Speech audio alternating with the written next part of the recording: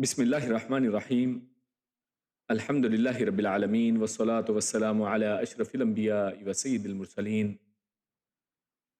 اما بعد رب اشرح لی صدری ویسر لی امری واحلل عقدۃ من لسانی یفقہوا قولی ربنا زدنا علما اللہم فقہنا فی الدین۔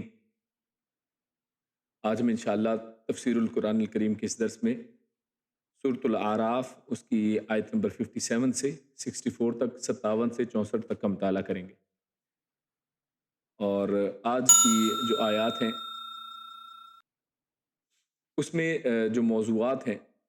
جو اس سے ماخوذ ہیں، ان میں سب سے پہلے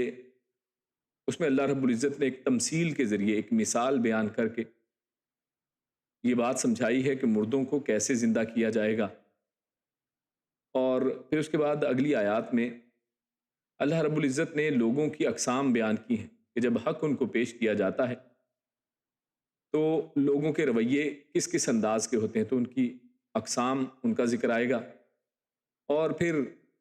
ان کے اوپر اللہ رب العزت نے تاریخی شواہد کو پیش کرنا شروع کیا ہے، جس میں سے پہلے ایک واقعے کو ہم آج پڑھیں گے جس کا تعلق نوح علیہ السلام اور ان کی قوم سے ہے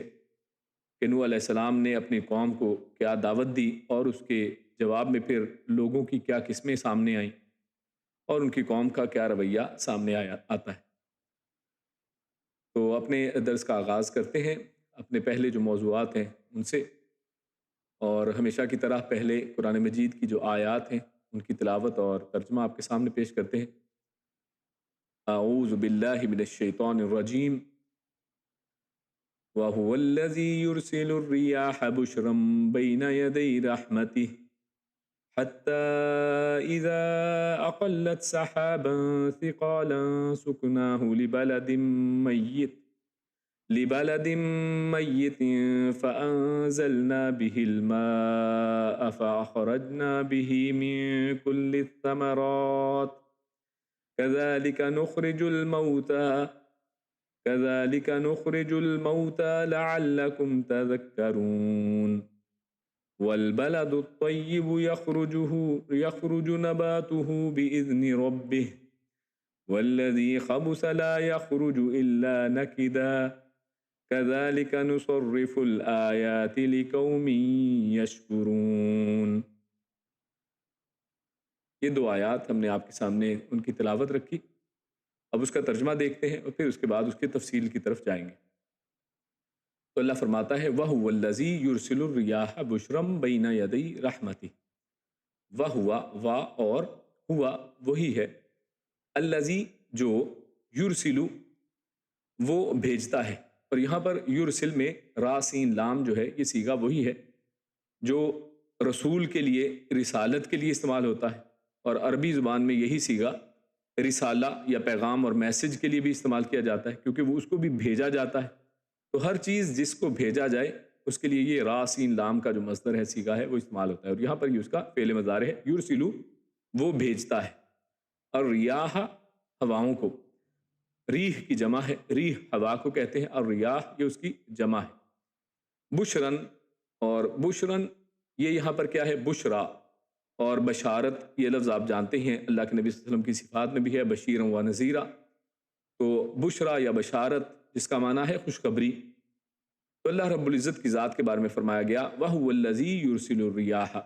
کہ وہی ذات ہے، وہی ہے جو بھیجتا ہے ہوائوں کو خوشخبری والیاں، یعنی خوشخبری والیاں بنا کر، یعنی وہ ہوائیں خوشخبریاں لے کر آتی ہیں۔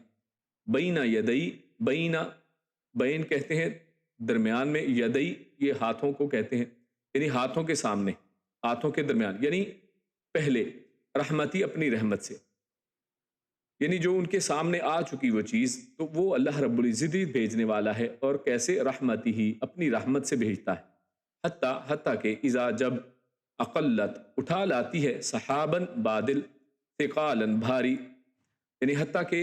یہ جو ہوائیں ہیں یہ بھاری بادلوں کو اٹھا لاتی ہیں۔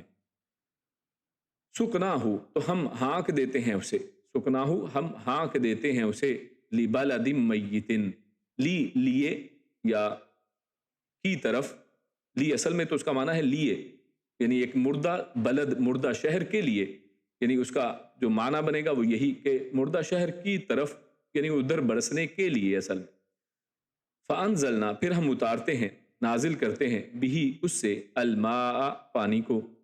فاخرجنا پھر فا یہ پھر کے لیے ہے اخرجنا، اور یہ جو فا ہے یہ فوری طور پر جب کسی ایک کام کے نتیجے میں دوسرا کام آتا ہے تو وہاں پر یہ فا کا صیغہ بار بار، اسی لیے یہ بار بار دیکھیے فانزلنا به الماء فاخرجنا،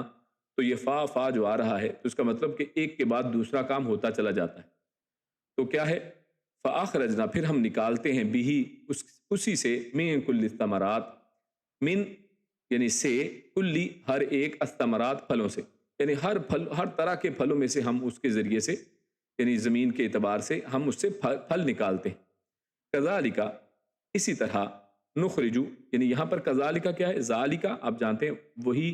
یا وہ اور اس کے لیے یہ استعمال ہوتا ہے، اور کا طرح کے لیے استعمال ہوتا ہے، کسی چیز کے جیسا. تو کذالک یہ مل کر اسی طرح کا معنی دیتے ہیں. نخرجو ہم نکالیں گے الموتا، تو اوپر ایک مثال اللہ نے بیان کی ہواؤں کی کہ جو بھاری بھرکم بادلوں کو، پانی سے بھرے بادلوں کو ہانک کر لاتی ہیں، اللہ ان کو ہانکتا ہے اور ایک مردہ زمین کی طرف لے جاتا ہے. اور پھر اللہ فرماتا ہے فانزلنا بہ الماء فاخرجنا، تو اللہ رب العزت پانی پھر برساتا ہے اور اس سے پھر طرح طرح کے پھل اگتے ہیں. اور اللہ فرماتے ہیں کذالک نخرج الموتا، اسی طرح ہم نکالیں گے الموتا مردوں کو، لعلکم تذکرون تاکہ تم سب نصیحت حاصل کرو. والبلد الطیب یخرج، اور البلد الطیب، طیب پاکیزہ یا عمدہ، وہ جو شہر ہے عمدہ شہر یا عمدہ زمین، اس کی مثال والبلد الطیب یخرج، وہ نکالتی ہے، وہ نکلتی ہے، یخرج نباتہ نکلتی ہے اس کی کھیتی، باذن ربہ اس کے رب کے حکم سے، اور عمدہ شہر کی کھیتی اس کے رب کے حکم سے نکلتی ہے. والذی خبث، اور وہ جو یہاں پر وہ جو سے مراد یعنی ایک ایسی زمین کی بات کی جا رہی ہے، خبث جو خراب ہو، والذی خبث اور وہ زمین جو خراب ہو، لا یخرج الا نکدا نہیں وہ نکالتی، نہیں وہ نکلتی، الا نکدا مگر ناقص، لا یخرج نہیں وہ نکلتی. اور یہاں پر یخرج اس میں یعنی لا یخرج یعنی کچھ بھی اس میں سے نہیں نکلتا ہے، کیا مگر ناقص چیز، یعنی جو بھی نکلتا ہے وہ کیسا ہوتا ہے؟ وہ ناقص ہوتا ہے، یعنی اگر کچھ نکل بھی آئے تو وہ نقص والا ہی ہوتا ہے. کذالک اسی طرح، نصرف ہم پھیر پھیر کر بیان کرتے ہیں، الآیاتی آیات کو، لقوم ایسی قوم کے لیے، یشکرون جو شکر کرتے ہیں. یعنی ہم اسی طرح آیتوں کو پھیر بدل کر بار بار یا آگے پیچھے کر کے ایسے لوگوں کے لیے لاتے ہیں تاکہ جو لوگ شکر کرنے والے ہیں ان کے سامنے ان کو لایا جائے اور وہ شکر ادا کریں. تو یہ آیات ہم نے آیت نمبر 57 سے 58 دو آیتیں آپ کے سامنے تلاوت اور ترجمہ رکھا، جن میں میسج، جن میں پیغام جو ہے موضوع اس کا بڑا ہی واضح ہے، لیکن اس میں بڑے ہی باریک اور بڑے ہی بہترین انداز سے کچھ نکات ہیں ان کو پیش کیا گیا ہے، اور کتنے ہی بہترین انداز سے ایک مثال کے ذریعے سے اللہ رب العزت نے آخرت کے اندر جب قیامت والے دن جس کا لوگ انکار کر رہے ہیں، جس کو لوگ مانتے نہیں ہیں کہ مردوں کو کیسے زندہ کیا جائے گا، اور آج کے بھی بہت سے جو ایسے یعنی جو سائنسدان قسم کے لوگ ہیں، اور پہلے زمانے میں تو یہ جو جاہل تھے مکہ کے مشرکین یا اس سے پہلی قوموں کے جتنے بھی لوگ تھے، اللہ رب العزت نے جن بھی قوموں کی طرف رسول بھیجے ہیں تو ان کے اعتراضات میں سے ایک اعتراض یہی رہا ہے کہ کس طرح سے اللہ رب العزت مردوں کو زندہ کرے گا. اور یہ اعتراض کرنے کا ان کے پیچھے مقصد کیا ہوا کرتا تھا کہ جب قیامت جیسی کوئی چیز ہی نہیں ہے، دوبارہ زندہ اٹھنا ہی نہیں ہے، تو ایک ہی یہ زندگی ہے، تو جو کچھ اس میں کھاؤ پیو موج اڑاؤ، تو اس کا اصل میں موج اڑانے اور فن کے علاوہ کوئی مقصد نہیں ہے. یعنی ہیو فن، مزہ کریں اس زندگی کے اندر، اس کو اپنے طریقے سے انجوائے کریں، اور دیٹس اٹ، اس کے بعد کچھ اور آگے آنے والا نہیں ہے. اور یہی وہ اصل میں نکتہ ہے، یہی وہ اصل میں مسئلہ ہے جس کی وجہ سے یہ جو ایتھیکل ایشوز پیدا ہوتے ہیں، جسی وجہ سے یہ اخلاق کے ایشو پیدا ہوتے ہیں دنیا کے اندر. یہ جو سارا فساد ہے اس کے پیچھے وجہ کیا ہے کہ لوگ آخرت کے اوپر ایمان نہیں لاتے. اگر ان لوگوں کو پتا ہو کہ آخرت والا دن کوئی آنے والا ہے تو پھر ان لوگوں کے عمل بالکل مختلف ہوں گے. اگر پتا ہو نا کہ رزلٹ ہے اور آگے کوئی ٹیسٹ ہے تو بچہ کس انداز میں پڑھتا ہے وہ بالکل مختلف ہے اس سے کہ جو روٹین میں ہر روز جب اسکول سے پڑھ کے آتا ہے. تو اس کا کیونکہ اس کے اوپر سٹریس نہیں ہے، اس کو نہیں پتا ہے کہ اس کے بعد جناب میرا کسی نے ٹیسٹ بھی لینا ہے، مجھے کسی نے پوچھنا بھی ہے، اور اگر پتہ ہو کہ نہیں کل جو ماسٹر صاحب ہیں وہ پوچھیں گے، میرا حساب کتاب ہوگا اور اس میں اگر کام نہیں کیا جائے گا تو میری پکڑ ہوگی، تو پھر وہ جو بچے ہیں ان کا آپ جانتے ہیں کہ انداز پڑھنے کا کچھ اور ہوگا۔ تو اسی لیے یہ ایک بہت ہی بڑا باریک نقطہ ہے۔ انسان اور انسانیت اس دنیا کے اندر اللہ نے جن کو آباد کیا ہے، ان کے صحیح ہونے اور صحیح راستے کے اوپر چلنے کے پیچھے جو ایک راز ہے وہ یہ کہ انسان کے اندر آخرت کا خوف، اللہ رب العزت کے سامنے کھڑے ہونے کا خوف یہ موجود ہو۔ وَلِمَنْ خَافَ مَقَامَ رَبِّهِ جَنَّتَانِ، اللہ رب العزت نے قرآن میں فرمایا ہے کہ جو شخص اللہ رب العزت کے سامنے کھڑے ہونے سے ڈرا کہ ہاں میرا حساب ہوگا، میری پکڑ ہونی ہے، مجھ سے اللہ پوچھے گا، جو کچھ میں کر رہا ہوں اس کا حساب کتاب لیا جائے گا، تو جو شخص ایسی حالت میں زندگی کو گزارتا ہے، اللہ فرماتا ہے کہ اس کے لیے جنتان، دو باغ ہیں، یعنی ایک جنت نہیں بلکہ اس کے لیے دو جنتیں، اور یہ آخرت کا فائدہ ہے۔ اور جبکہ یہ جو کفار ہیں کیونکہ آخرت کو جھٹلا دیتے ہیں، آخرت کو بھلا بیٹھتے ہیں، آخرت کا انکار ہی کر دیتے ہیں، تو اس لیے اس آیت کے اندر اللہ رب العزت نے یہاں پر آخرت کے اوپر ایک دلیل پیش کی ہے کہ یہ آخرت والے دن مردوں کو اللہ رب العزت زندہ کرے گا، اور اس کو سمجھنے کے لیے کوئی آخرت کا انتظار کرنے کی ضرورت نہیں ہے کہ انسان خود جا کے دیکھے، جیسا کہ آج جو سائنٹیفک کمیونٹی ہے اس کا ایک بھونڈا سا ان کا ایک اعتراض یا ایک ریکوائرمنٹ رہتی ہے، وہ یہ کہتے ہیں کہ ہمیں دکھائیں، ایکسپیریمنٹ کر کے پتہ چلے، اور یہ ایسا ایک ایکسپیریمنٹ ہے کہ جس کو کر کے نہیں دکھایا جا سکتا اس انداز میں کہ خود انسان مرے اور بعد میں پتہ چلے کہ اٹھے گا اور قیامت والے دن۔ ہاں، اس کو سمجھایا جا سکتا ہے، اور اسی کو سمجھانے کے لیے اللہ رب العزت نے یہاں پر یہ مثال دی ہے، وَهُوَ الَّذِي يُرْسِلُ الرِّيَاحَ بُشْرًا بَيْنَ يَدَيْ رَحْمَتِهِ، اور اس میں مثال کے اندر بھی دیکھیے، غور کریں تو بڑا ہی بہترین انداز میں اس پورے معاملے کو سمجھایا گیا ہے۔ پہلی بات تو یہ کہ وہی ہے جو بھیجتا ہے، یرسلو، وہ بھیجتا ہے۔ غور کیجئے، جب حق کا پیغام لے کر آتے ہیں تو وہاں پر بھی لفظ جو ہے وہ رسول ہی کا آتا ہے، رسول جو پیغام لے کر آتے ہیں، اور ان کو بھیجنے والا وہ بھی اللہ رب العزت کی ذات ہوا کرتی ہے جو اس پیغام کو دے کر بھیجتی ہے۔ اور یہاں پر بھی وہی میسج اسی انداز میں بیان کیا گیا ہے کہ ہواؤں کو بھی بھیجنے والا جو خوشخبریوں والی ہے، اور نبی کیا کرتے ہیں، وہ بھی خوشخبریاں لے کر آتے ہیں کہ حق کو اپنا لو، حق کی بات کو سمجھ لو، اللہ کے راستے پر چلو، تمہارے لیے خوشخبریاں ہی خوشخبریاں۔ تو وہی دیکھیے پوری کی پوری مثال فٹ بیٹھتی ہے، یرسل الریاح بشرا بین یدی رحمتہ، اور وہ خوشخبریاں ہیں کس کے لیے؟ اپنی رحمت کے ساتھ، اللہ اپنی رحمت کے ساتھ، رحمت تم پر برسنے والی، رحمت تم پر برسنے ہی والی ہے، اور یہ نبی تمہارے پاس یہ رحمت کی نوید لے کر آیا ہے، خوشخبریاں لے کر آیا ہے، اس کا کہاں مانو۔ اسی لیے تو اللہ رب العزت نے قرآن مجید میں کتنی ہی جگہوں پر اللہ کی اطاعت کے ساتھ ساتھ رسول کی اطاعت کا حکم دیا ہے، اطیعوا اللہ و اطیعوا الرسول۔ آپ قرآن پڑھیں، بار بار یہ جملے آتے ہیں، بار بار یہ الفاظ دہرائے جاتے ہیں، اطیعوا اللہ و اطیعوا الرسول، اللہ کی اطاعت کرو اور اس کے رسول کی اطاعت کرو، کیونکہ اس کا رسول ہی جو ہے جس کو اللہ نے بھیجا ہے وہی ہے جو اصل میں بشارتیں لے کر اور ٹھنڈی ہوائیں لے کر آتا ہے، کہ جس کے ذریعے سے جو جہالت کے اندر، گھٹا ٹوپ اندھیروں کے اندر جو لوگ اٹے پڑے ہیں، جن کو سمجھ نہیں آ رہی ہے کہ زندگی کا مقصد کیا۔ آپ بھی دیکھیں نا، آج یورپ، امریکہ اور ایسے جو دیگر ممالک ہیں، ان میں جو ان کی یوتھ ہے ان کو سمجھ نہیں آ رہا ہے کہ ہم دنیا میں کیوں بھیجے گئے، مقصد کیا ہے، پرپز آف لائف کیا ہے، وہ اس کی تلاش کے اندر کیا کچھ کرتے پھرتے ہیں، اور دنیا کدھر سے آئی تھی، اس کا انجام کیا ہوگا، اس کو سائنٹیفک میتھڈولوجی کے ذریعے سے چیک کرنے کی کوشش کرتے رہتے ہیں۔ اور اللہ رب العزت رسولوں کو بھیج کر یہ سب کچھ پہلے سے بتا چکے ہیں کہ تمہارا پرپز کیا ہے، تم نے جانا کدھر ہے، ابتدا کہاں سے ہوئی تھی، انجام کیا ہوگا، سب کچھ بڑا ہی جو ہے کلیئر کٹ ہے، سب کچھ بڑا ہی ٹرانسپیرنٹ ہے، بڑا ہی واضح انداز میں بیان کر دیا گیا ہے، اور یہی رسولوں کا کام ہے۔ اور یہاں پر رسول سے مراد کیا ہے، جو مثال بیان کی اس میں وہ ہوائیں، کہ اللہ رب العزت ہواؤں کو بھیجتا ہے خوشخبریوں والی بنا کر، اللہ کی رحمت کے ساتھ، حتی اذا اقلت سحابا ثقالا۔ اچھا، یہاں پر کچھ گرامیٹیکل انداز میں بھی، کیونکہ آپ جانتے ہیں کہ ہماری اس درس میں ہم الفاظ کو بھی بعض اوقات غور سے دیکھتے ہیں، تو یہاں پر یہ دیکھیے بشرن، یہ جو لفظ آیا ہے یہ بشیر کی جمع ہے، یعنی یہ بشیر اس کا سنگولر ہے اور بشرن اس کی جمع ہے، تو یہ وزن مذکر اور مؤنث دونوں کے لیے آتا ہے، یعنی بشرن کا اگر صیغہ لایا جائے تو یہ کس کے لیے، مذکر کے لیے بھی آ سکتا ہے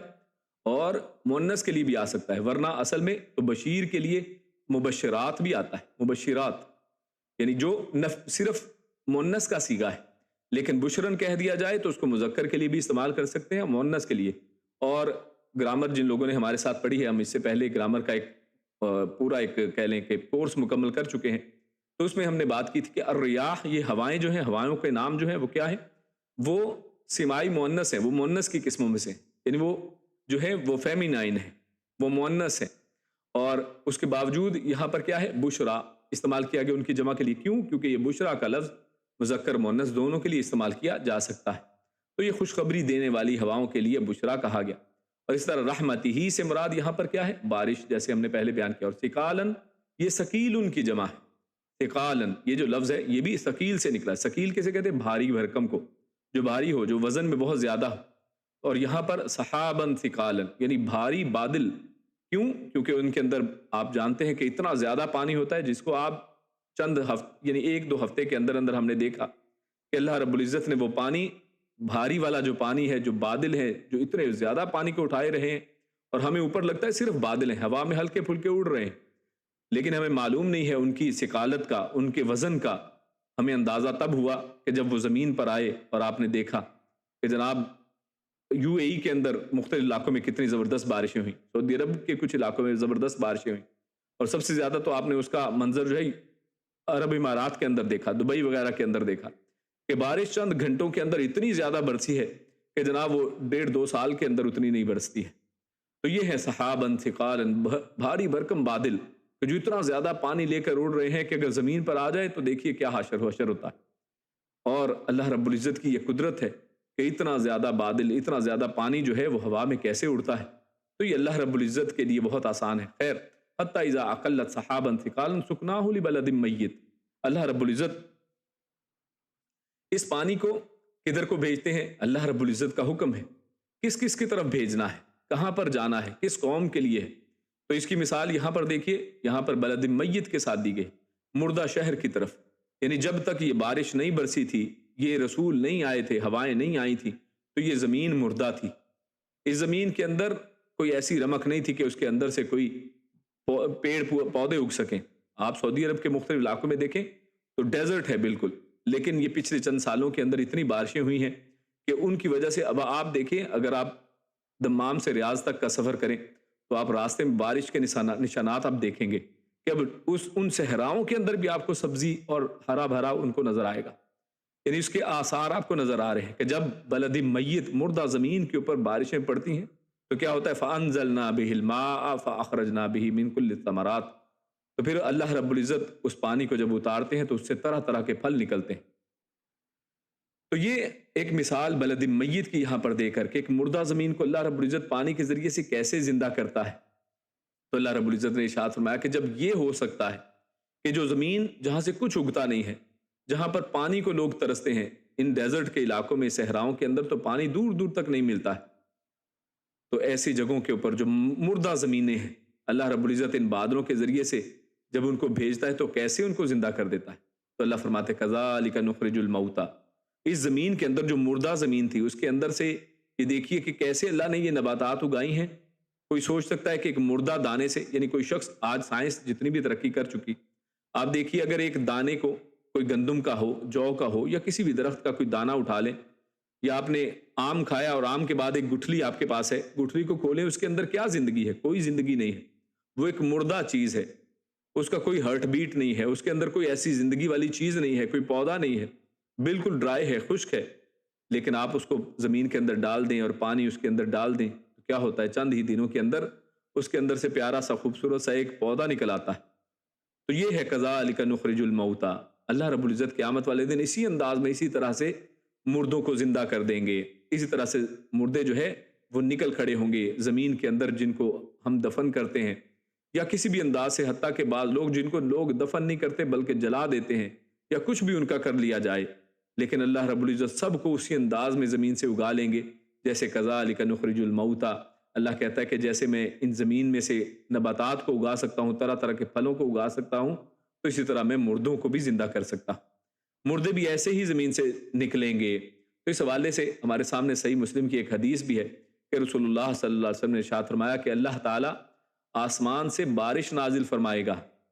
اور جس سے لوگوں کے جسم اس طرح زمین سے اگ پڑیں گے جس طرح سبزی اگتی ہے. یعنی ایگزیکٹلی اسی آیت کی یہ تفسیر کہ اللہ رب العزت قیامت والے دن بھی ایسے ہی بارش نازل کریں گے جیسے یہاں پر ذکر کیا ہے، اور زمین سے لوگ اسی طرح باہر نکلیں گے جیسے سبزی اگ کر باہر نکلتی ہے۔ آپ دیکھتے ہیں کہ سبزی کیسے کرتی ہے، زمین کو ایسے پھاڑ کر نیچے سے باہر نکل آتی، ایک نرم سا پودا اندر سے باہر نکل آتا ہے۔ تو اللہ رب العزت بھی اسی طرح جو ایک ریڑھ کی ہڈیوں میں سے سب سے نیچے والی ایک ہڈی ہے، اس کے ذریعے سے دوبارہ مردوں کو زندہ کر لیں گے، اور اسی سے سمجھے وہ دانہ ہے، اور اسی دانے سے دوبارہ سے اسی بیج سے دوبارہ پورا پودا جیسے اگاتا ہے، اسی انداز میں انسان پورے کا پورا دوبارہ اس سے زندہ انسان باہر نکل آئیں گے، جیسا کہ اللہ کے نبی صلی اللہ علیہ وسلم نے فرمایا ہے۔ تو یہاں پر بارش کے ساتھ مردہ زمین کی زندگی کو آخرت میں مردوں کو زندہ کرنے کی دلیل کے طور پر اللہ نے پیش کیا ہے کہ بارش اور مردہ زمین یہ اسی طرح ہے کہ جس طرح ایک مردہ ہے جو زمین کے اندر ہے، اور بارش کے ذریعے سے اللہ رب العزت اس کو زندہ کر دے۔ تو یہ اللہ رب العزت جو یہ کام کر سکتا ہے، دوسری چیز بھی یقیناً کر سکتا ہے، یہ ہم اپنی آنکھوں سے دیکھتے ہیں، تو لہٰذا ہمیں اس کے اوپر بھی یقین کر لینا چاہیے جس کی خبر آئی، الا یہ کہ ہم انتظار کریں۔ جیسے پچھلی دفعہ بھی ہم نے لیکچر میں اس میں اپنے درس میں دیکھا تھا کہ بعض لوگ صرف انتظار کرتے رہتے ہیں کہ ہاں ہم اس وقت تک انتظار کریں گے کہ اپنی آنکھوں سے نہ دیکھ لیں، جبکہ جب آنکھوں سے دیکھ لیا تو اس کے بعد تو عمل قبول ہی نہیں ہے۔ جب آنکھوں سے یہ نشانیاں دیکھ لی جاتی ہیں تو اس کے بعد نہ توبہ قبول ہوتی ہے نہ عمل قبول ہوتا ہے، ہاں اس سے پہلے جو کر لیا کر لیا۔ اس کے بعد اللہ فرماتا ہے وَالْبَلَدُ الطَّيِّبُ يَخْرُجُ نَبَاتُهُ بِإِذْنِ رَبِّهِ، کہ جو طیب ہے، جو زمین ہے۔ اب زمین کی بھی قسمیں، زمین دو طرح کی ہے، البلد الطیب اور دوسری والذی خبث، یعنی طیب عمدہ اچھی زمین۔ جب بارش ہوئی تو بارش دیکھیے زمین پر پڑتی ہے، اگر زمین عمدہ ہوئی تو تب تو کیا ہوگا، یخرج نباتہ باذن ربہ، تو تب اس کے رب کے حکم سے اس میں سے کھیتی نکل آئے گی۔ لیکن اگر زمین ہی خراب ہوئی، والذی خبث، اگر زمین ہی خراب ہوئی، لا یخرج الا نکدا، تو اس سے پہلی بات تو کچھ نکلتا نہیں ہے، اور اگر کچھ نکل بھی آئے تو وہ ناقص ہوتا ہے، یعنی اس سے کوئی ایسی چیز نہیں نکلتی جو فائدہ مند ہو۔ تو جس طرح سے زمین جو ہے اس کے اوپر حالانکہ ایک ہی طرح کی بارش پڑ رہی ہے، دونوں کے اندر ایک ہی طرح کا دانہ ڈالا گیا ہے، لیکن اگر وہ زرخیز زمین ہے، اگر وہ ایسی زمین ہے جو طیب ہے، اور وہ ایسی ہے کہ جو پانی کو اپنے طرف لے کر اس سے کچھ اگا سکتی ہے، تو اللہ رب العزت کے اذن سے اس میں سے تو کچھ نکل آتا ہے۔ لیکن اگر زمین ہی بنجر ہو، زمین ہی خراب ہو، تو لا یخرج الا نکدا، اس میں سے کچھ بھی اچھی چیز نہیں نکلتی ہے۔ تو اللہ رب العزت نے یہ یہاں پر بھی دوبارہ ایک مثال کے ذریعے سے اسی کو سمجھایا، اور پچھلی ہی مثال یہاں پر آگے چل رہی ہے۔ اور امام شوکانی رحمہ اللہ وہ کہتے ہیں کہ یہی مثال مومن اور کافر کی ہے۔ مومن اور کافر یا منافق جو ہے ان کی مثال اسی طرح ہے۔ البلد الطیب سے مراد کیا ہے؟ ایک مومن کا دل ہے، ایک مومن کا دل بلد الطیب کی طرح ہے، ایک عمدہ بہترین زرخیز زمین کی طرح اس مومن کا دل ہے کہ جس کے اوپر جب ہدایت کی روشنی، ہدایت کا پانی پڑتا ہے، اس کی برسات ہوتی ہے، تو وہ اس کو لیتا ہے، اس سے فائدہ اٹھاتا ہے، اور اچھی کھیتی اس سے نکلتی ہے، اور اس کھیتی سے پھر لوگ بھی فائدہ اٹھاتے ہیں۔ یعنی مومن جب ہے، جب کسی مومن کو ہدایت کی بات پتہ چلتی ہے تو نہ صرف وہ خود اس سے فائدہ لیتا ہے، بلکہ بہت سے اور لوگوں کو اس کا فائدہ آگے تک پہنچاتا ہے۔ حتیٰ کہ ان بیجوں کو اگر دوبارہ استعمال کیا جائے تو کھیتیاں آتی ہی چلی جائیں گی، ہر سال آپ ان بیجوں کو استعمال کر کے کھیتی نکال سکتے۔ تو ایسی ہی مثال نیک لوگوں کی ہے، اچھے اور صالح لوگوں کی مثال ہے۔ جب ہدایت ان تک پہنچتی ہے تو اپنے تک صرف نہیں رکھتے ہیں، خود بھی فائدہ اٹھاتے ہیں، اور پھر اس کو صدقہ جاریہ کی طرح آگے علم کو آگے تک پہنچاتے ہیں، اچھی بات کو دوسروں تک پہنچاتے ہیں، حتیٰ کہ وہ اسی کھیتی کی مثال بن جاتے ہیں۔ اور دوسرا والذی خبث، دوسرا کافر یا مومن ہے، اس کا دل ہے کہ جس کے اوپر چاہے جتنی مرضی آپ ہدایت کی بوچھاڑ کر دیں، جتنا مرضی ہدایت کا مینہ برسے ان کے اوپر، ان کو کوئی اثر نہیں پڑتا ہے، اور اس سے اگر کچھ نکلتے بھی ہے تو کیا؟ بغض اور نفرت۔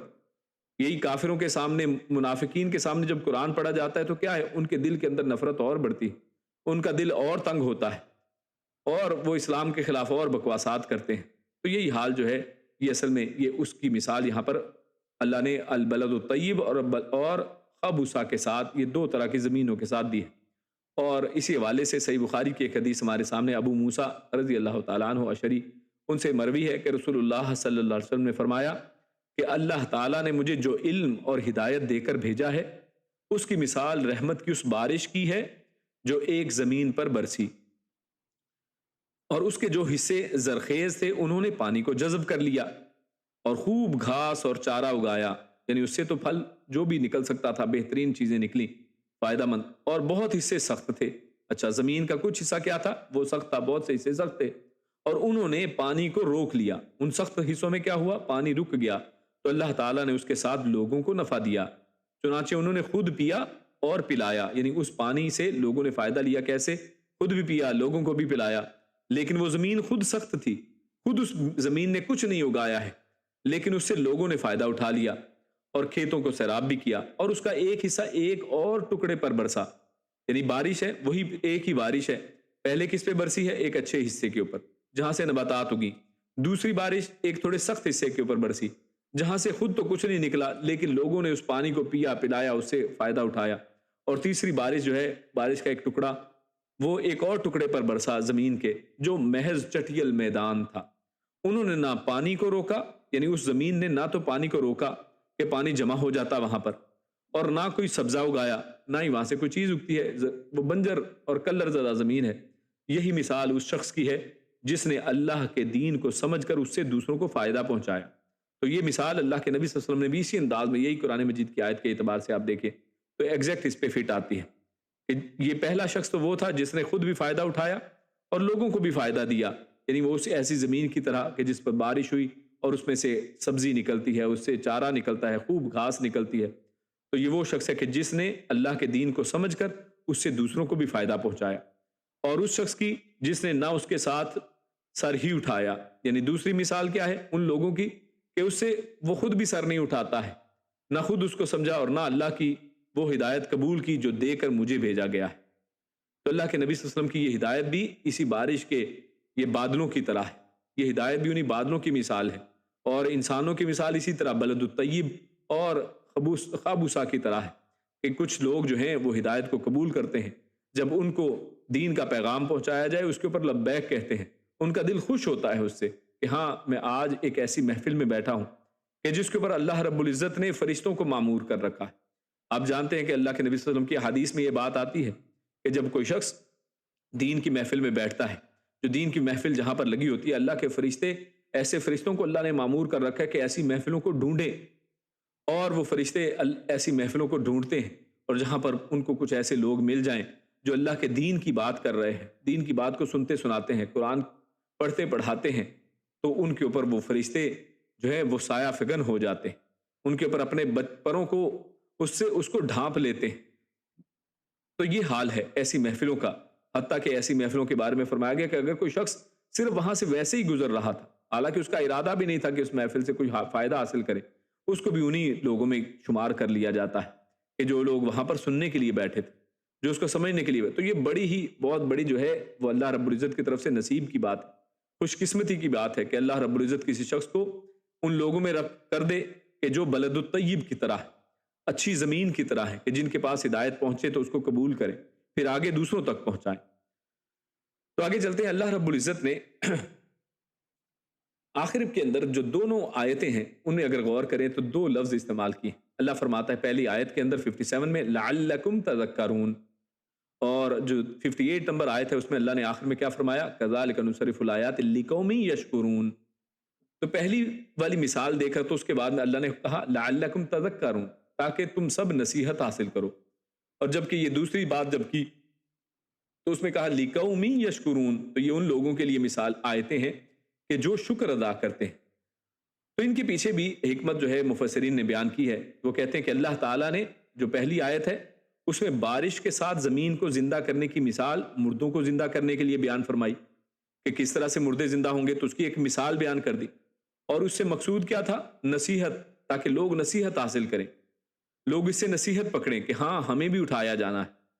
اور یہ واقعی ہونے والا ہے کیونکہ دنیا میں اس کی مثالیں ہمارے سامنے موجود ہیں، تو لہٰذا وہاں پر کیونکہ نصیحت دینا مقصود تھا تاکہ لوگ اس سے نصیحت حاصل کریں، اس لیے اللہ رب العزت نے آخر میں فرمایا لعلکم تذکرون، تاکہ تم سب نصیحت حاصل کرو۔ تو اس مثال سے لوگ نصیحت پکڑیں کہ ہاں یہ دنیا جو ہے وہ صرف ایسا نہیں ہے کہ دنیا میں سب کچھ ہے اور آخرت کچھ نہیں ہے، نہیں، دوبارہ اٹھایا جائے گا اور آگے حساب کتاب کا پورا زمانہ آنے والا ہے۔ اور اس جو دوسری آیت ہے 58، اس میں اس آیت کا موضوع وحی الہی کا علم ہے۔ اس میں کیا ہے کہ علم ایک ایسی بلد الطیب کے اوپر پہنچتا ہے جس کو حدیث میں بیان کیا گیا کہ میرے پاس وہ علم اور ہدایت اللہ نے دے کر مجھے بھیجا ہے جس کی مثال رحمت کی بارش کی طرح، تو لہٰذا یہاں پر علم وحی کی بات ہو رہی ہے،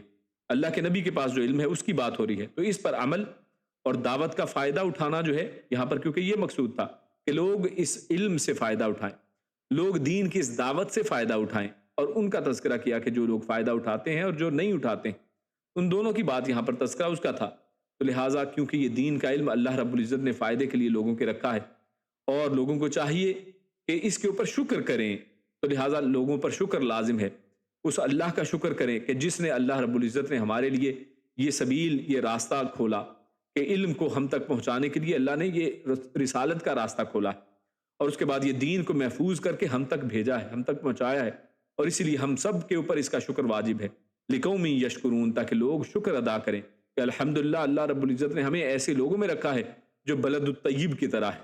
ایسے لوگوں جیسا نہیں ہے جو خبوثہ، جو خراب اور منافق اور کافر قسم کے لوگ ہیں، کہ جن کے سامنے دین کی بات کی جائے اور اس کے اوپر وہ ان کے کان پر جوں تک نہیں رینگتی ہے۔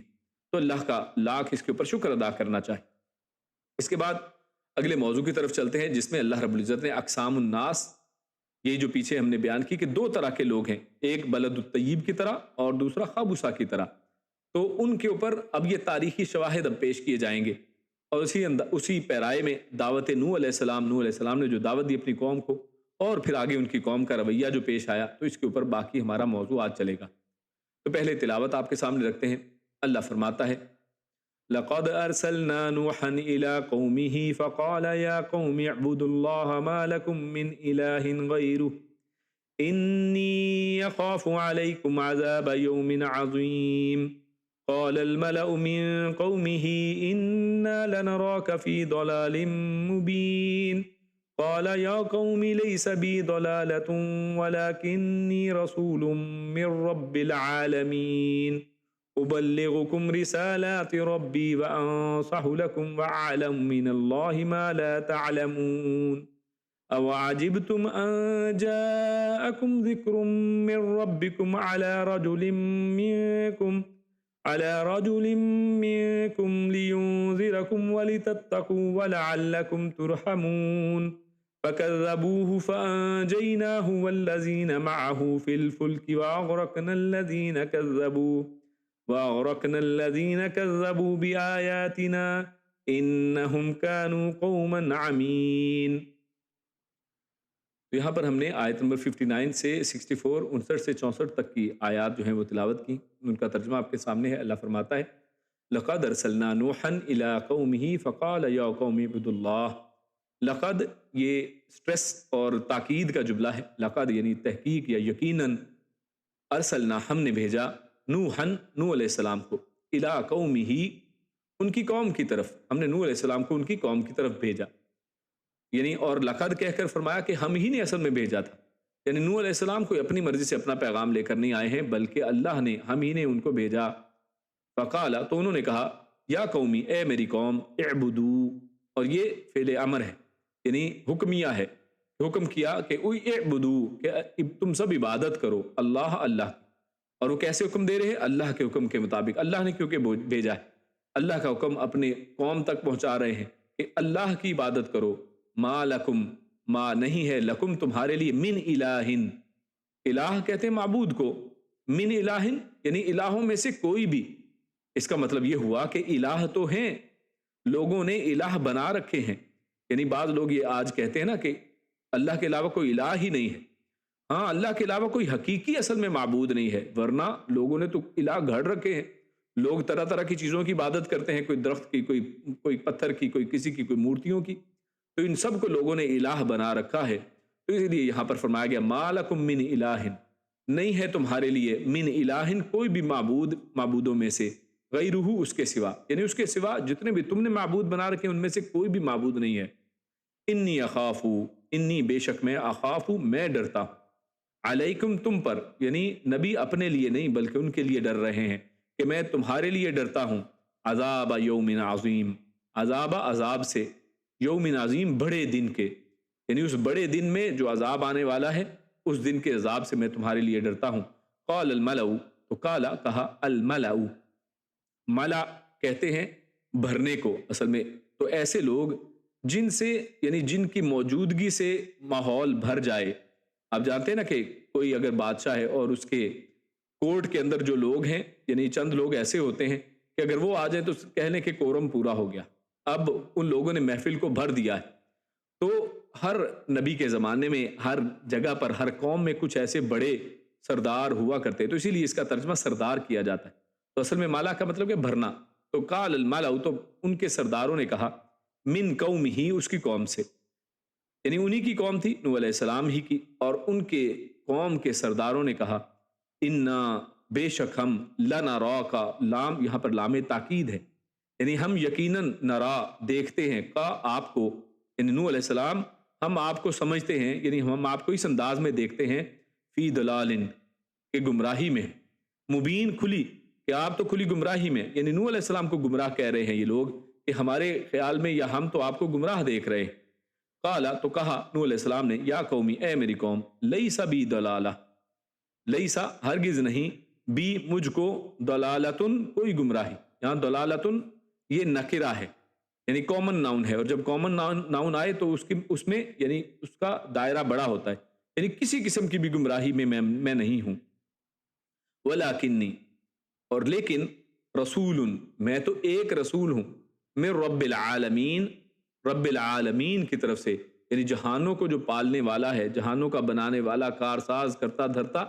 اس کی طرف سے، اس رب کی طرف سے میں بھیجا گیا، میں اپنی طرف سے نہیں آیا ہوں بلکہ اس کی طرف سے رسول ہوں، اس کی طرف سے بھیجا گیا۔ ابلغکم، ابلغ میں پہنچاتا ہوں، اور اسی سے لفظ تبلیغ ہے جو ہم تبلیغ استعمال کرتے ہیں لفظ، تو ابلغ میں پہنچاتا ہوں، کم تمہیں، رسالاتی، اور یہ رسالہ جو ایک میسج کو ہے تو اس کی جمع ہے رسالاتی، تو میں پہنچاتا ہوں تمہیں پیغامات، ربی اپنے رب کے، میرے رب کے، وانصح، اور میں نصیحت کرتا ہوں یا خیر خواہی کرتا ہوں، لکم تمہارے لیے، وعالم، اور میں جانتا ہوں، زیادہ جانتا ہوں، عالم میں زیادہ کا معنی بھی ہے، اور یہاں پر عالم بلکہ ہے یہ، یعنی میں جانتا ہوں، عالم میں جانتا ہوں، یہ مضارع کا صیغہ ہے، وعالم، اور میں جانتا ہوں، من اللہ اللہ کی طرف سے، ما لا تعلمون، ما جو، لا تعلمون جو تم نہیں جانتے ہو، یعنی میں وہ چیزیں جانتا ہوں جو تم نہیں جانتے ہو، کیوں؟ کیونکہ یہ اللہ کی طرف سے ہیں، میں اللہ کی طرف سے وہ چیزیں جانتا ہوں، یعنی اس سے یہ بھی پتہ چلا کہ نبی کو کوئی علم غیب نہیں ہوتا ہے کہ خود سے وہ کچھ پتہ چلا لے یا اس کا اپنا کوئی علم ہو، بلکہ اللہ جو بتاتا ہے، اللہ جو علم ان کو دیتا ہے، نبی کو اتنا ہی علم ہے، اور فرمایا وعالم، اور میں وہ جانتا ہوں، من اللہ اللہ کی طرف سے، ما لا تعلمون جو تمہیں نہیں پتا ہے، اس چیز کا تمہیں نہیں پتا، مجھے پتا ہے، اللہ نے مجھے بتایا ہے۔ اب عجیب تم، اب اور کیا، عجیب تم تعجب، تم نے تعجب کیا ہے، تم نے عجیب جانا ہے، عجیب سمجھا ہے، ان یہ کہ جاءکم آئی ہے تمہارے پاس، ذکر ایک نصیحت، من ربکم تمہارے رب کی طرف سے، علی رجل ایک ایسے آدمی پر، منکم جو تم میں سے ہے، یعنی کیا تمہیں یہ بات عجیب لگ رہی ہے کہ تم میں سے ہی ایک آدمی کے اوپر اللہ رب العزت نے ایک نصیحت بھیج دی ہے، یعنی نصیحت کے لیے اللہ رب العزت تم میں سے ہی ایک آدمی کو چن لیا، تو کیا یہ بات تمہیں عجیب لگ رہی ہے کہ یہ بندہ تم میں سے کیسے ہو گیا؟ لِيُنذِرَكُمْ تاکہ وہ ڈرائے تمہیں، وَلِتَتَّقُوا اور تاکہ تم سب بچ جاؤ، وَلَعَلَّكُمْ تُرْحَمُونَ اور تاکہ تم سب پر رحم کیا جائے، تاکہ تم رحم کیے جاؤ، یعنی ترحمون یہ اصل میں پیسو وائس ہے، یعنی فعل مجہول جسے کہتے ہیں، تاکہ تم سب رحم کیے جاؤ۔ فَكَذَّبُوهُ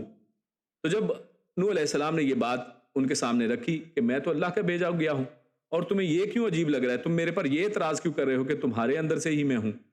تو آگے پھر باتیں وہ کہتے ہیں فَكَذَّبُوهُ تو انہوں نے اس کا انکار کر دیا، نوح علیہ السلام کے سارے پیغام کو جھٹلا دیا، کذب تکذیب کرنا جھٹلانے کو کہتے ہیں، یعنی اس کو جھوٹ سمجھا، اس کو جھٹلا دیا، فَأَنْجَيْنَاهُ تو آگے فرماتا ہے فَأَنْجَيْنَاهُ اللہ فرماتا ہے تو انجینا ہم نے بچا لیا، ہم نے نجات دی انہیں یعنی نوح علیہ السلام کو، والذین اور ان لوگوں کو جو معہ ان کے ساتھ تھے، یعنی اللہ نے نوح علیہ السلام اور ان کے ساتھ جتنے بھی لوگ تھے ان کو بچا لیا۔ کہاں پر؟ فی الفلکی، یہاں پر فل کی لکھا ہوا ہے، یہ غلط ہے، سپیلنگ کی مسٹیک، یہاں پر زبر لگایا ہوا ہے، اصل میں ہے فل کی، فی الفلکی کشتی میں، واغرقنا اور ہم نے غرق کر دیا، الذین ان لوگوں کو جو کذبوا جنہوں نے جھٹلایا، بآیاتنا ہماری آیات کو، جنہوں نے جھٹلایا ہم نے ان کو غرق کر دیا، انہم بے شک وہ سب تھے، کانو میں تھے کا معنی ہے، انہم کانو بے شک وہ سب تھے، قومن لوگ، امین اندھے، یہ امیون آپ جانتے ہیں، سمن بکمن امیون یہ لفظ معروف ہے، تو یہ امین امن کہتے ہیں یعنی اندھے کو، تو امین وہ سب اندھے لوگ تھے، یہ جمع کا صیغہ ہے۔ تو یہاں پر یہ ہم نے آیت نمبر 59 سے 64 تک کی جو تلاوت اور ترجمہ آپ کے سامنے پیش کیا. اب باری باری انشاءاللہ یہ شارٹ ہے تو یہ آپ کے سامنے اس کی کچھ تفاصیل رکھتے ہیں. سب سے پہلی بات تو یہ کہ اللہ نے یہاں پر 59 نمبر آیت سے نوح علیہ السلام کے حوالے سے اب یہ پریکٹیکل وہ باتیں بتانی شروع کی کہ جو پیچھے ہم نے بات کی کہ لوگ دو طرح کے ہیں. اللہ رب العزت تو رسول بھیجتے رہے. اللہ رب العزت نے تو جو وعدہ آدم علیہ السلام سے کیا تھا کہ آپ کو میں زمین پر بھیج رہا ہوں اور آپ کی طرف لوگ جو ہیں نصیحت کے لیے آتے رہیں گے اور جو بھی نصیحت کو قبول کرے گا تو وہ نجات پائے گا. تو لیکن اس کے بعد کیا ہے، جیسے ہم نے پچھلی آیت میں پڑھا کہ لوگوں کی دو قسمیں بن جاتی کہ کچھ لوگ جو ہدایت کو ماننے والے ہیں اور کچھ وہ لوگ وہ ہیں کہ جو ہدایت کو نہیں ماننے والے ہیں، جو اس سے فائدہ نہیں اٹھاتے. تو لہٰذا یہ دو طرح کے لوگ ہم ہمیشہ ہی سامنے رہیں، اور جنہوں نے ہدایت سے یا علم سے فائدہ اٹھایا ہے نہیں اٹھایا،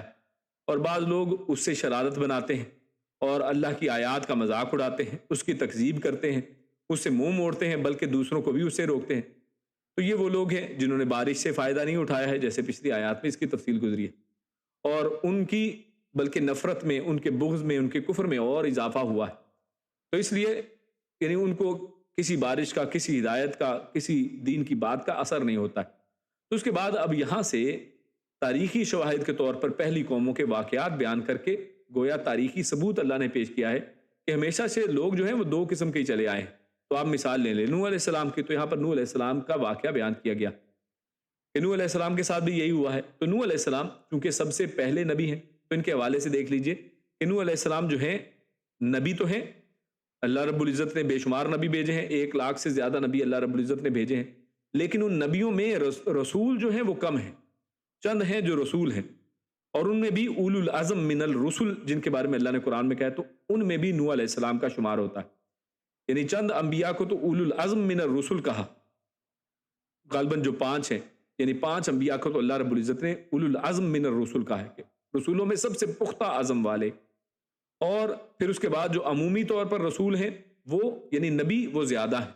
اور نبیوں میں سے کچھ کو اللہ نے رسول بنایا ہے، اور ان رسولوں میں سے بھی کچھ کو اللہ نے اولو العزم من الرسل بنایا ہے. تو نوح علیہ السلام صرف نبی نہیں ہیں بلکہ رسول ہیں. رسول خاص ہوتا ہے، نبی عام صیغہ ہے. رسول کس کو کہتے ہیں؟ نبی تو ہر وہ ہے کہ جس کو اللہ رب العزت نے اس کی قوم کی طرف بھیجا ہے، قوم کو ہدایت کرے، قوم کو گائیڈ کرے. لیکن رسول اس نبی کو کہتے ہیں، یعنی رسول اب خاص ہے، رسول ہر اس نبی کو کہتے ہیں کہ جو اپنی ایک شریعت لے کر آئے، اس کے ساتھ بعض اوقات کتاب بھی ہوتی ہے تو کتاب کے ساتھ شریعت لے کر آتا ہے، اور وہ احکامات کا ایک سیٹ ہے، شریعت ہے، اور اس باقاعدہ شریعت کے اوپر ان کی قوم کو عمل کرنے کا حکم ہوا کرتا ہے، تو اس کو کہتے ہیں رسول. جبکہ نبی جو ہیں وہ کسی پہلے سے چلی آتی ہوئی شریعت کے اوپر جو ہے دوسری قوم کو اس کے اوپر واپس لے کر آتے ہیں، یا پھر وہ ایک جنرل جو ہے لوگوں کی ہدایت اور لوگوں کو کسی ایک مسئلے سے، کسی ایک برائی سے نکالنے کے لیے ہدایت کا کام کرتے ہیں، یا عمومی طور پر توحید کی دعوت دیتے ہیں. تو یہ نبی عام ہے اور رسول خاص ہے. تو لہٰذا نوح علیہ السلام جو ہے وہ رسولوں میں سے ہیں، اور یہاں پر بھی اس کا جو ہے وہ دلیل یہاں پر بھی لقد ارسلنا نوحا، تو ہم نے بھیجا رسول کو. تو یہاں پر ارسلنا میں بھی رسول کا لفظ ہے، اور آگے بھی آئے گا اگلی آیت میں جو آیا تھا تو وہاں پر بھی رسول کا لفظ اللہ کے نبی یہ نوح علیہ السلام کے لیے استعمال ہوا. اور خیر اسی طرح حدیث شفاعت کبریٰ صحیح بخاری کی 4712، اور اسی طرح دوسری بہت سی روایات سے یہ معلوم ہوتا ہے کہ یہ رسول ہیں. نوح علیہ السلام کو رسالت کے منصب پر فائز کیا گیا. یہ صرف نبی نہیں ہے بلکہ ایک سٹیپ جو ہے اس سے ابو جو ہے رسالت کا اس کے اوپر فائز ہیں. بلکہ بعض روایتوں میں جیسے میں نے بیان کیا اولو العزم من الرسل میں سے نوح علیہ السلام بھی ہیں. تو اس لیے اللہ تعالیٰ نے سب سے پہلے انہی کا قصہ بیان کیا ہے. تو یہ مفسرین نے اس کی ایک لاجک بھی بیان کی کہ انہی کا قصہ پہلے کیوں بیان کیا گیا، تو غالباً اس وجہ سے. تو اس حوالے سے صحیح بخاری کی ایک حدیث ہے، ابن عباس رضی اللہ تعالیٰ عنہما وہ فرماتے ہیں کہ سورہ نوح میں مذکور جو بت تھے نا، جہاں پہ سورہ نوح میں اللہ رب العزت نے 5 بتوں کا ذکر کیا ہے، ود، سواع، یغوث، یعوق اور نصر، یہ نیک لوگوں کے نام تھے. تو ابن عباس کہتے ہیں کہ یہ جو بت جن کا ذکر نوح علیہ السلام کی سورہ نوح کے اندر ہے، تو یہ صرف کوئی بت نہیں تھے بلکہ نیک لوگ تھے، یہ ان کے نام تھے. جب وہ فوت ہو گئے تو شیطان نے ان کے دلوں میں یہ بات ڈالی کہ ان کی مجالس میں جن میں وہ بیٹھا کرتے تھے ان کے مجسمے نصب کر دیں اور ان کے نام پر ان کے نام رکھ دو، اور یہاں تک کہ جب وہ نسل فوت ہو گئی اور علم مٹ گیا تو ان کی عبادت شروع ہو گئی. تو مختصراً یہ یہاں پر بیان کر دیا گیا ہے. تو اصل میں اس طرح سے یہ شرک کی ابتدا ہوئی، جس کے اوپر یہاں پر اس آیت میں کیا فرمایا جا رہا ہے کہ نوح علیہ السلام جب ان کی قوم میں بھیجا گیا، کیا کہہ کر؟ فقال یا قوم اعبدوا اللہ ما لکم من الہ غیرہ۔ تو اصل میں یہاں پر من الہ غیرہ سے مراد یہی 5 وہ بزرگ ہستیاں جن کے انہوں نے بت بنا لیے تھے اور ان کی عبادت شروع کر دی تھی، اصل میں وہی ہے۔ تو اس لیے یعنی شرک اصل میں ان میں یہ شروع ہو گیا، جس کے اوپر نوح علیہ السلام نے یہ پیغام اپنی قوم کو دیا کہ اعبدوا اللہ، کہ ایک اللہ کی عبادت کرو اور اس کے علاوہ تمہارا کوئی معبود نہیں ہے کہ جس کی تمہیں عبادت کیا کرو۔ اور یہاں پر یہ بھی جان لیں کہ دیکھیے ہر نبی جو ہے اس کا پیغام، یہ ایک پرائمری جو ہے نا میسج، جو پیوٹل جو میسج، وہ یہی رہا کہ اپنی قوم کو ایک الہ کی عبادت کی طرف لے کر آئیں۔ اور یہ نوح علیہ السلام، ان کی قوم ایسی ہے کہ جنہوں نے پہلی دفعہ بتوں کو ایجاد کیا، بت گھڑے، اور شیطان کے مشورے کے مطابق، جیسے اس حدیث میں بھی آیا ہے کہ شیطان نے ان کے دلوں میں یہ بات ڈالی کہ یہ بزرگ لوگ ہیں، بزرگ ہستیاں ہیں، تم انہیں بھول جاؤ گے، اپنی مجالس میں ان کو رکھو، ان کا ذکر رکھو تاکہ لوگ کہیں بھول نہ جائیں، تمہارے ذہنوں سے دور نہ ہو جائیں۔ اور یہ پہنچے ہوئے لوگ تھے، اللہ کے مقرب لوگ تھے۔ اور آہستہ آہستہ جب وہ قوم ختم ہو گئی، پہلی نسل فوت ہو گئی، تو اس کے بعد جو اگلی آئی تو ان کو اگلا مشورہ دے دیا کہ یہ تو پہنچے ہوئے ہیں، اللہ تمہاری سنتا نہیں ہے اور ان کی موڑتا نہیں ہے، لہٰذا انہی سے دعائیں کرو، انہی کے سامنے سجدے کرو، انہی کے سامنے چڑھاوے چڑھاؤ، اور ان کو اپنا مشکل کشا حاجت روا سمجھو۔ اور لوگوں نے یہی کام شروع کر دیا۔ تو یہ اصل میں وہ پہلی ابتدا ہے جس کی اوپر نوح علیہ السلام نے یہ پیغام دیا کہ اعبدوا اللہ، کہ ایک اللہ کی عبادت کرو۔ لہٰذا یہی میسج جو ہے آخری نبی تک، یہی میسج اور آخرت تک کے لیے سب سے بڑا پیغام ہی یہی۔ کیوں؟ کیونکہ سب سے بڑا گناہ ہی یہی ہے کہ اللہ کے ساتھ کسی کو شریک ٹھہرایا جائے، لہٰذا سبھی نے سب سے پہلا پیغام یہی دیا ہے۔ تو تاریخ کی کتابوں سے معلوم ہوتا ہے کہ قوم نوح عراق میں آباد تھی۔ تو یہ قوم نوح جو تھی وہ کہاں تھی؟ وہ عراق میں آباد تھی، یہ تاریخی کتابوں میں لکھا ہوا ہے، اور ان کا زمانہ جو ہے 2800 سے 3800 قبل مسیح، یعنی تقریباً آج سے 5-6 ہزار سال پرانا یہ بتایا گیا ہے۔ لیکن یعنی یہ باتیں صرف کیا ہے، تاریخ کی کتابوں کی ہیں، اس کی اوتھینٹسٹی جو ہے وہ ویسی نہیں ہے، کیونکہ تاریخی کتابیں ہیں، بغیر حوالوں اور ان چیزوں کے اس زمانے میں یہ چیزیں ریکارڈ ہوئی ہیں، تو اس کے اوپر 100% آپ یہ نہیں کہہ سکتے جناب اتنا ہی تھا، لیکن جو بیان ہوا ہے وہ آپ کے سامنے یہاں پر رکھا گیا ہے، تو اس کے اوپر پکی کوئی دلیل نہیں ہے، یعنی قرآن و سنت میں اس کے اوپر کوئی دلیل موجود نہیں ہے۔ تو اس کے بعد آگے چلتے ہیں، اللہ فرماتا ہے قال الملأ، تو جب نوح علیہ السلام نے اپنی قوم کو یہ پیغامات دیے تو غور کیجئے کہ مالا کیوں سب سے پہلے بولے۔ اس لیے پتہ چلتا ہے کہ نارملی ہر ہی معاشرے کے اندر لوگوں کو الٹی طرف لگانے میں نا کوئی بڑے ہوتے ہیں، کچھ نہ کچھ سردار، کچھ نہ کچھ بڑے ہوتے ہیں جو لوگوں کو الٹے راستے پر لگاتے ہیں، اور جن کے پیچھے چل کر لوگ جو ہیں اندھی تقلید میں ان کے پیچھے چلتے ہیں اور سمجھتے ہیں کہ جناب یہ جو کہیں گے نا بس ہم اس کو ایز اٹ از مان لیں گے،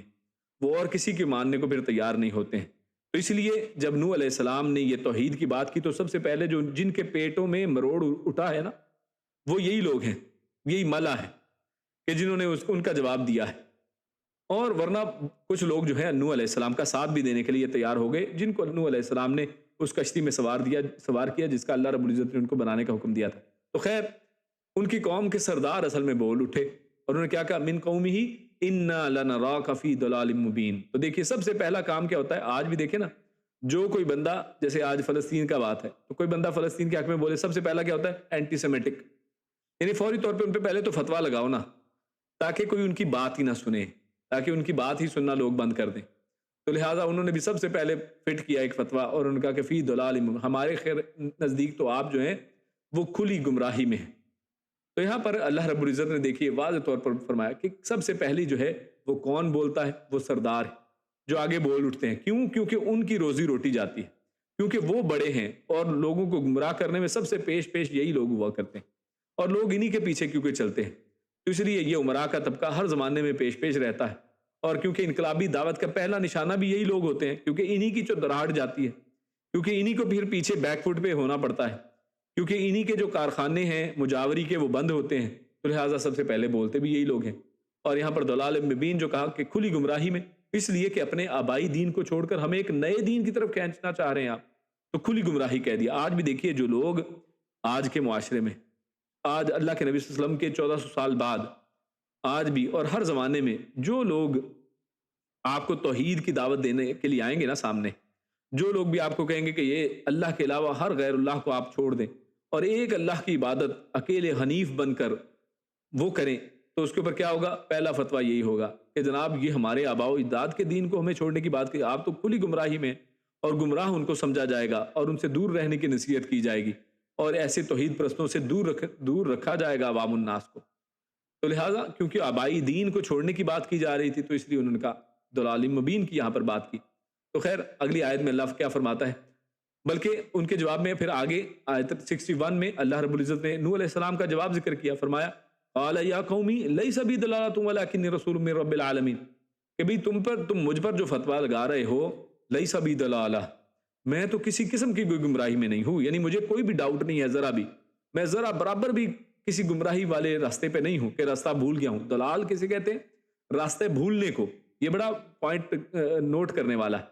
یعنی ایک ہوتا ہے کہ انسان جو ہے نا وہ ان انٹینشنلی کوئی راستے سے بھٹک جائے، تو یہاں پر فرمایا بی دلالتن، یعنی میں تو راستے سے ذرا بھی بھٹکا بھی نہیں ہوں۔ انٹینشنل کیا بات ہے، میں تو ان انٹینشنلی بھی کہیں دائیں بائیں نہیں گیا، میں گمراہ والے راستے سے کی طرف گیا ہی نہیں ہوں، میں تو بالکل اللہ کے بتائے ہوئے راستے کے اوپر ہوں۔ ولکنی، بلکہ بتا دیا کہ اس کے اپوزٹ ہوں میں، لیکن کیا ہے، رسول، میں تو بھیجا گیا ہوں، من رب العالمین، تمام عالموں کے رب کی طرف سے میں بھیجا گیا ہوں۔ یعنی یہ بھی اتھارٹی بھی بتائی کہ مجھے بھیجنے والا کون ہے؟ تمام جہانوں کا رب، جو سب کو پال رہا ہے، جو تمہیں پال رہا ہے، جو تمہارے جن کو تم پکارتے ہو، ود، سبا، یغوث، یعوق، نصر، جو ان کو بھی پالنے والا ہے، اس نے مجھے اصل میں بھیجا ہے۔ اس کے بعد اللہ فرماتا ہے ابلغکم رسالات ربی وانصح لکم وعالم من اللہ ما لا تعلمون، اور مزید نوح علیہ السلام اپنی قوم کو بتاتے ہیں، اور یہاں پر دو اپنے فرائض ذکر کرتے ہیں کہ مجھے اللہ نے دو کام کہے ہیں۔ کیا؟ ابلغکم رسالات ربی، کہ میں پہنچاتا ہوں تمہیں اپنے رب کے پیغامات، یعنی میں کوئی اپنی طرف سے کوئی فلسفی تمہیں نہیں بتاتا، میں کوئی اپنے تجربات تمہیں نہیں بتا رہا کہ میرا ذہن یہ کہتا ہے، میرا فہم یہ کہتا ہے۔ آج کیونکہ بہت سے لوگ نا فہم کی بات اور ذہن کی بات اور لاجک کی بات کرتے ہیں، نہیں، اللہ کیا فرماتا کہ یہاں پر انہوں نے کیا کہا، ابلغکم رسالات ربی، میں تو میرے رب جو ہے اس نے جو مجھے پیغام دیے ہیں وہ میں صرف تم تک پہنچاتا ہوں، صرف میرا کام یہی ہے کہ میں ان کو آپ تک پہنچا دوں، وانصح لکم، اور دوسرا یہ کہ میں تمہیں نصیحت کروں۔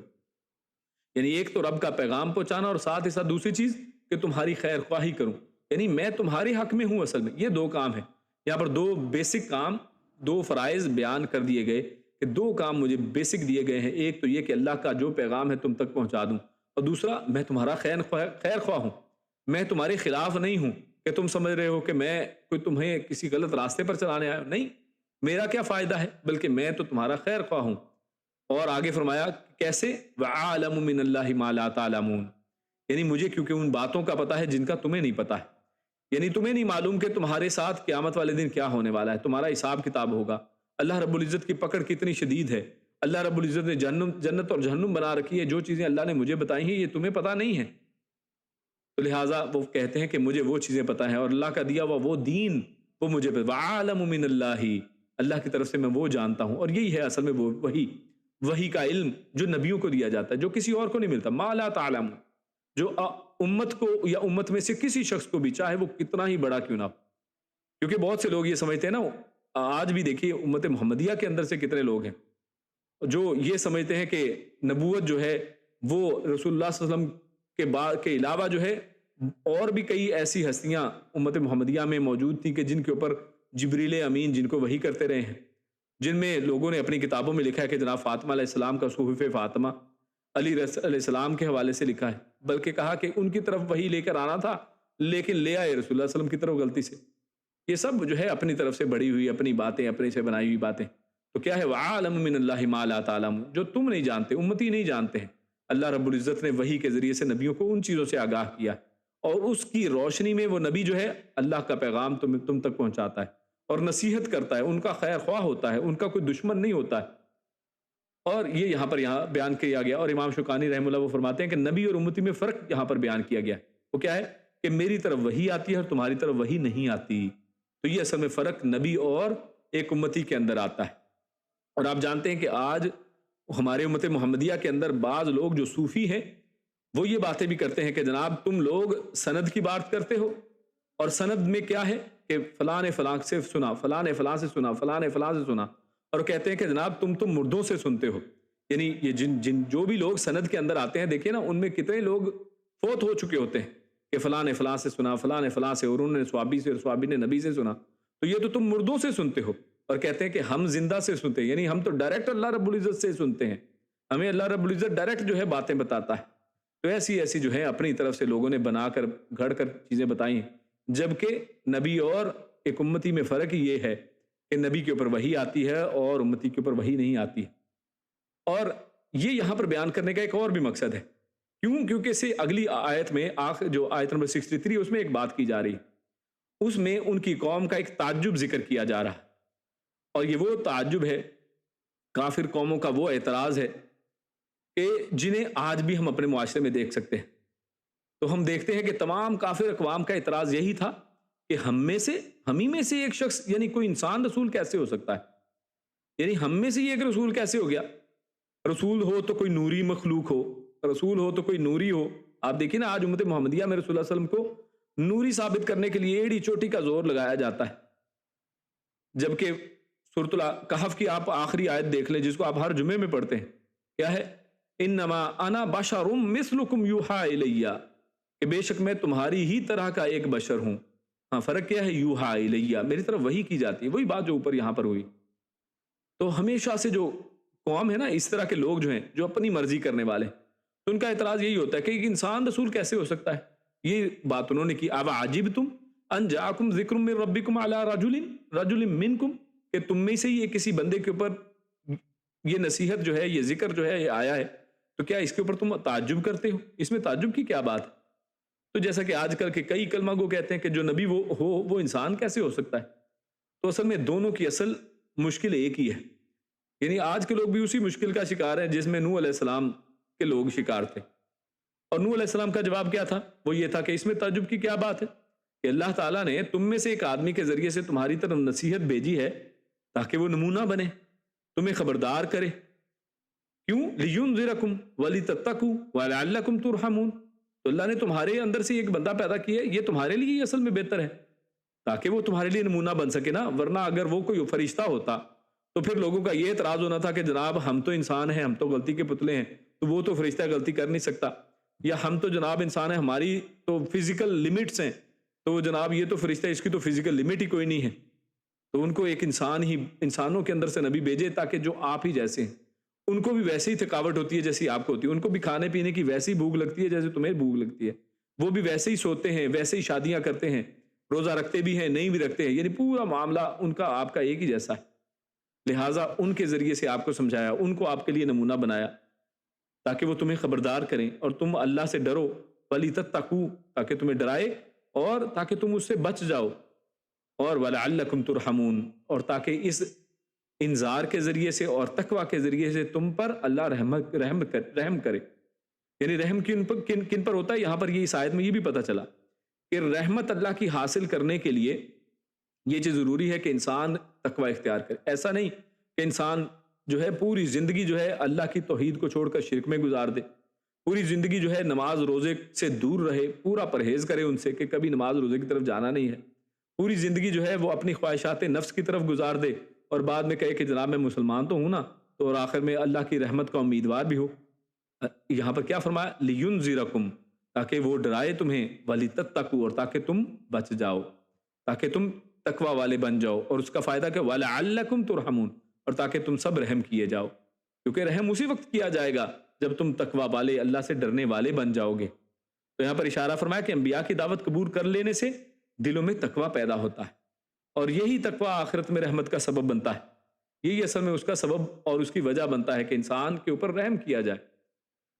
فَكَذَّبُوهُ، لیکن آگے پھر آخری آیت میں، آیت نمبر 64 میں جو آج کی ہماری درس کی آخری آیت ہے، اس میں فرمایا فَكَذَّبُوهُ، ان کا جواب کیا تھا؟ فَكَذَّبُوهُ، انہوں نے جھٹلا دیا۔ تو ان کے جھٹلانے کے اوپر کیا ہے؟ اللہ رب العزت کو ان کی کوئی فکر نہیں ہے۔ دیکھیے ان کا آگے یہاں پر کوئی ذکر نہیں کیا، انہوں نے جھٹلایا تو اللہ نے کیا کیا؟ اللہ نے فَأَنْجَيْنَاهُ، اللہ نے تو نجات دے دی، کن کو؟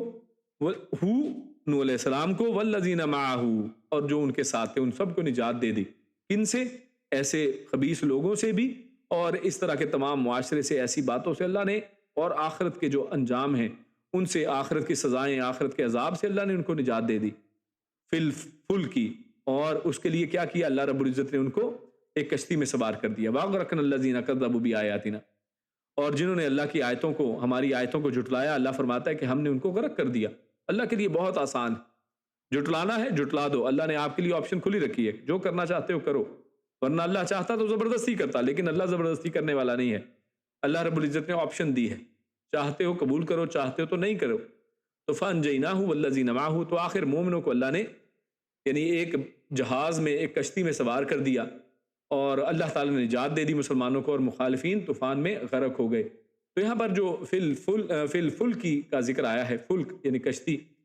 تو اہل تاریخ جو ہے اس حوالے سے وہ کہتے ہیں کہ طوفان نوح کا جو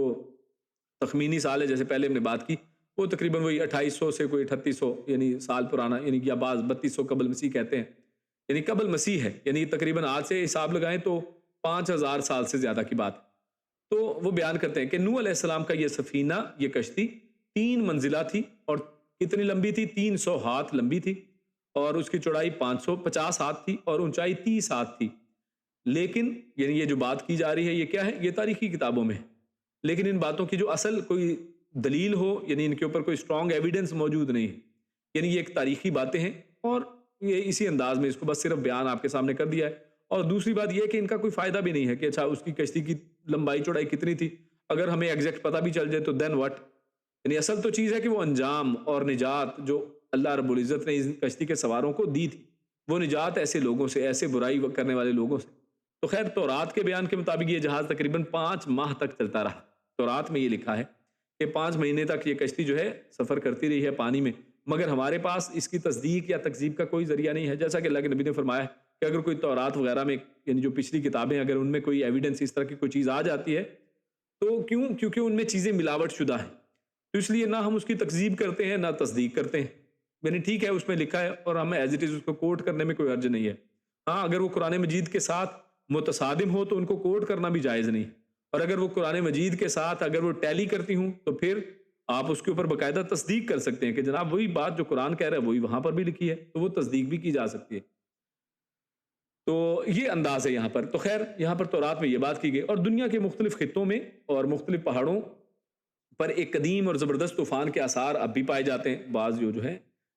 وہ پینٹولوجسٹ شاید کہتے ہیں، یا جو بھی یعنی جو لوگ پہاڑوں وغیرہ کے اوپر دیکھتے ہیں پرانی چیزوں کو، تو ان میں پتھروں میں ابھی بھی نشانات پتہ چلتے ہیں کہ جناب ان پہاڑوں کے اوپر بھی سمندر کے یا پانی کے جانوروں کے، مچھلیوں کے، اسٹار فش اور ایسی چیزوں کے فوسل جو ہیں وہ ملے ہیں، ان ایسے آثار۔ تو غالباً وہ یہی ہوں کہ وہ نوح علیہ السلام کے یہی جو ایک واقعہ پیش آیا تھا تو اسی کے غالباً نشانات ہوں۔ تو قصہ نوح کی جو تفصیل اگر دیکھنی ہو تو آگے انشاءاللہ آئے گی، جب ہم وہاں پر پہنچیں گے سورہ نوح اور سورہ ہود وغیرہ میں، وہاں پر تفصیلاً اس کو مزید ذکر کیا گیا ہے۔ تو خیر آج کے یہاں پر موضوع میں کیونکہ تفصیل ہم ذکر نہیں کر رہے ہیں تو اتنا ہی کافی ہے۔ تو خیر آخر میں اللہ کیا فرماتا ہے؟ انہم کانوا قوما عمین، یعنی وہ لوگ اندھے تھے۔ تو یہ بات نہیں ہے کہ اصل میں وہ لوگ اندھے تھے، اصل میں ان کی آنکھیں نہیں تھی، نہیں، اصل میں یہاں پر ان کا اندھا پن یہ ظاہر کیا گیا کہ حق دیکھ کر بھی جو ہے جن کو نظر نہیں آ رہا ہے تو یہ اندھے ہی ہیں، کہ جن کے سامنے واضح سارے پیغامات ہیں، ان کے سامنے نوح علیہ السلام کشتی بنا رہے ہیں لیکن اس کے باوجود ماننے والے نہیں ہیں۔ اللہ رب العزت ان کے سامنے کس طرح سے بارش کے ذریعے سے جیسے مثالیں پیچھے آئیں، اللہ رب العزت مردوں کو زندہ کر کے دکھا رہا ہے، قیامت آنے والی ہے، تمہارا پوچھا جائے گا، تمہارا حساب ہوگا، اس کے باوجود وہ دیکھتے سنتے نہیں ہیں۔ تو لہٰذا یہ ایسے لوگوں کو اللہ رب العزت کا امین، یعنی یہ لوگ اندھے ہیں کیونکہ حق نہیں دیکھتے، نہ قبول کرنے کے لیے تیار ہوتے ہیں، تو ایسے لوگوں کو اندھا کہا گیا ہے۔ اور دیگر مقامات پر بھی ایسے لوگوں کو اسی انداز میں اندھا، اور قیامت والے دن بعض کو اندھا اٹھایا جائے گا جو دنیا میں دیکھتے ہیں، تو وہ بھی یہی بات ہے کہ ان کے سامنے آیات آتی تھی، اس کی تکذیب کرتے تھے، اس سے آنکھیں بند کر لیتے تھے، اس سے آنکھیں موند لیتے تھے، دوسری طرف چہرہ کر لیتے تھے۔ تو یہ اعراض کی وجہ سے ان کو اللہ نے اندھا یہاں پر بھی کہا ہے، اور قیامت والے دن میں یہ لوگ اندھے اٹھائے جائیں گے۔ اللہ رب العزت سے دعا ہے کہ اللہ رب العزت ہمیں پکا سچا مومن بنائے، اللہ رب العزت اپنے دین کے اوپر کما حقہ بہترین طریقے سے عمل کرنے کی توفیق عطا فرمائے۔ اللہ رب العزت ہم نے جو کہا سنا اس پر عمل کرنے کی توفیق عطا فرمائے۔ اللہ رب العزت نیک عمل اور اچھی سمجھ کی توفیق عطا فرمائے۔ سبحان ربک رب العزت عما یصفون وسلام علی المرسلین والحمد للہ رب العالمین۔ جزاکم اللہ خیر وبارک اللہ فیکم۔ السلام علیکم ورحمۃ اللہ وبرکاتہ۔ جی یہاں پر حنیف بھائی نے ہاتھ کھڑا کیا تھا، شاید چلے گئے۔ اچھا تو خیر اب ہم آگے چلتے ہیں۔ اس کے بعد آپ جانتے ہیں کہ ہمارا کوئز سیشن ہوتا ہے، تو ہمارا کوئز ٹائم ہے، اور کوئز ٹائم میں آج کے جو ہمارے سوالات ہیں میں جلدی سے آپ کے سامنے رکھتا ہوں، پھر باری باری آپ سے پوچھتے ہیں۔ تو پہلا سوال ہے، وَهُوَ الَّذِي يُرْسِلُ الرِّيَاحَ بُشْرًا بَيْنَ يَدَيْهِ، یہاں پر بات آئی تھی۔ تو یہاں پر آیت میں کھیتیاں کس کی دلیل کے طور پر بیان ہوئیں کہ یہ ہوائیں آتی ہیں، کھیتیوں کی بات کی گئی، تو یہ کیا دلیل تھی، کس چیز کے اوپر یہ دلیل تھی؟ اس طرح دوسرا سوال ہے، وَالْبَلَدُ الطَّيِّبُ يَخْرُجُ نَبَاتُهُ، کہ جو طیب بلد ہے اور اس سے اچھی زرخیز زمین، اور اسی طرح جو خبیث زمین کی بات کی گئی، زرخیز اور خراب زمین، تو اس سے کیا مراد یہاں پر لی گئی تھی؟ اس طرح لعلکم تذکرون، اور اگلی آیت میں لقوم یشکرون، یہ دو لفظ آئے تھے اور ہم نے بات کی تھی کہ یہ کیوں یہاں پر لائے گئے، آیات کے اختتام پر ان الفاظ کا مقصد کیا تھا، کہ ایک جگہ پر تذکرون کا ہے، ایک جگہ پر یشکرون کا ہے، تو یہ کیا مقصد ہے؟ اسی طرح لقد ارسلنا نوحا الی قومہ، تو نوح علیہ السلام صرف نبی تھے یا رسول تھے؟ تو اس پر ہم نے کیا بات یہاں پر کیا بات کی تھی؟ اور اسی طرح اگلا سوال ہے، ابلغکم رسالات ربی، تو نوح علیہ السلام کے یہاں پر دو فرائض کا ذکر کیا گیا، تو وہ کون سے ہیں؟ اور اس طرح آخری سوال ہے، وَلِتَتَّقُوا وَلَعَلَّكُمْ تُرْحَمُونَ، تو رسول کی دعوت کو قبول کرنے کے کیا فوائد یہاں پر بیان کیے ہیں اللہ رب العزت نے؟